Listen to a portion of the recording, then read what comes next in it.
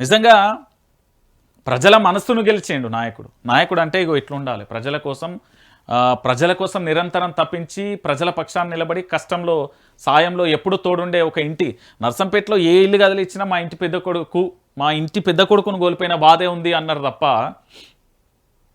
ఇక ఓ ఎమ్మెల్యే అయినే, ఓ ఉద్యమకారుడు ఇట్లా కాదు, మా ఇంటి పెద్ద కొడుకు కోల్పోతే ఎంత బాధ ఉందో అంత బాధ ఉంది అన్నారు. నర్సంపేటలో ప్రతి ఇంటి గడప కూడా, ఏ ఇంటికి వెళ్ళినా కూడా తాళాలు వేసి వచ్చేసారు. నైట్ వెళ్ళిన తర్వాత కూడా చాలామంది వెళ్తూ కూడా వెళ్ళలేకపోతున్నారు. ఇంకా అది డైజెస్ట్ చేసుకోలేకపోతారు.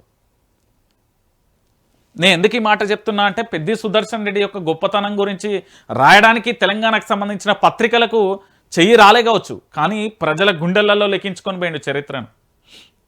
నేను భౌతికంగా లేకపోవచ్చు కానీ నేను మీతోనే ఉంటా, నా ఆశయాలు బ్రతికే ఉంటాయి, మీకోసమే ఉంటా అనే మాట, ఆ సందేశం వెళ్ళింది. ఇప్పటి వరకు రాష్ట్ర వ్యాప్తంగా మీరు చాలామందిని చూసిర్రు. బహుశా నాకు ఇలాంటి నాయకుడు మళ్ళీ వస్తాడా అంటే కూడా నాకు డౌటే.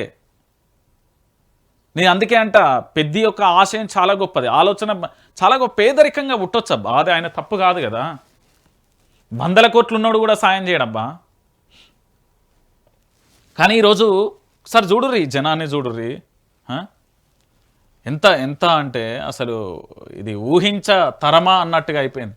ఎక్కడ చూసినా కూడా ప్రజలు ప్రజలు ప్రజలు. ఇక చూడుర్రి, ఇది అంతిమయాత్రకు సంబంధించి చూడుర్రి, మీరే చూడుర్రి.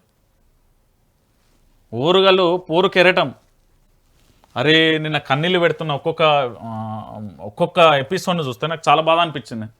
ఇక చూడరు, పెద్ది సుదర్శన్ రెడ్డి ఆ సేవలను తలుచుకొని దుఃఖిస్తున్న మహిళ, అన్న పేదల పెన్నిది అంటూ కూడా పెద్ది మార్గాన్ని తట్టుకోలేక, మరణాన్ని తట్టుకోలేక బస్సులో నుంచి తల్లడిల్లుతున్న దృశ్యాలు కానీ, విలపిస్తున్న మహిళ, అంతిమయాత్రలో పెద్ది పార్థివ దేహాన్ని చూసి బోర్నా కూడా విలపిస్తున్న మహిళ, నువ్వు దేవుడన్నా అంటూ కూడా అంతిమయాత్రలతో పిల్లలతో సహా పాల్గొని చేతులెత్తి మొక్కుతున్న మహిళకు సంబంధించి, ఇక్కడ నర్సంపేటకు సంబంధించిన మండలం, ఇది మన లక్నపల్లి దగ్గర ఏంది అంటే అంతిమయాత్ర కోసం వేచి చూస్తున్న దృశ్యాలు కావచ్చు.